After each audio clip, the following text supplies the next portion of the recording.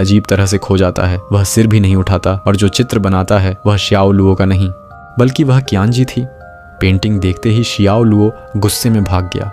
रात के खाने पर उन्होंने समझाया कि पहले कियांजी रोज उनसे अपनी तस्वीर बनवाती थीं। शायद वह बहुत थक गए थे, इसलिए गलती से गलत चेहरा बना दिया। कुछ ही बातों में प्यार में अंधे शियाओ लुओ का गुस्सा शांत हो गया, लेकिन रात में फिर अजीब घटनाएं होने लगीं।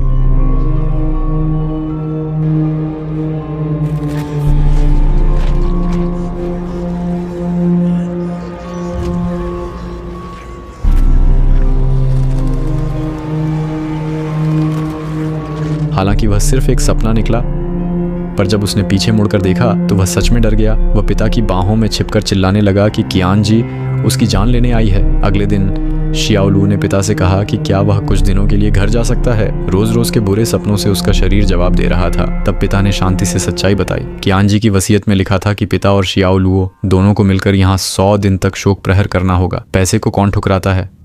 पिता और धन के लालच में शियाओ लू ने रुकने का फैसला कर लिया। असल में कियांजी को पहले ही दोनों के अवैध संबंध का पता चल चुका था। उसने उन्हें स्टूडियो में रंगे हाथों पकड़ लिया था, लेकिन वह लाइलाज बीमारी से ग्रस्त थी और उसके पास ज्यादा समय नहीं था। वह बिस्तर पर पड़ी थी और शियाओ लुओ का उसके घर आकर उसके पति से मिलना जुलना उसकी मानसिक हालत को और बिगाड़ रहा था। वह शराब के सहारे खुद को संभालती थी।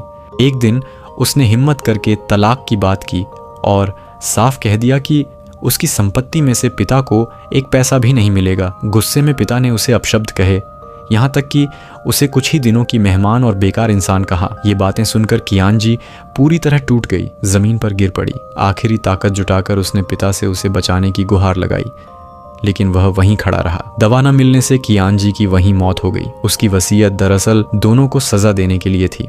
वर्तमान में शियाओ लुओ पिता के साथ नाच रहा था कि अचानक उसे फिर भ्रम हुआ।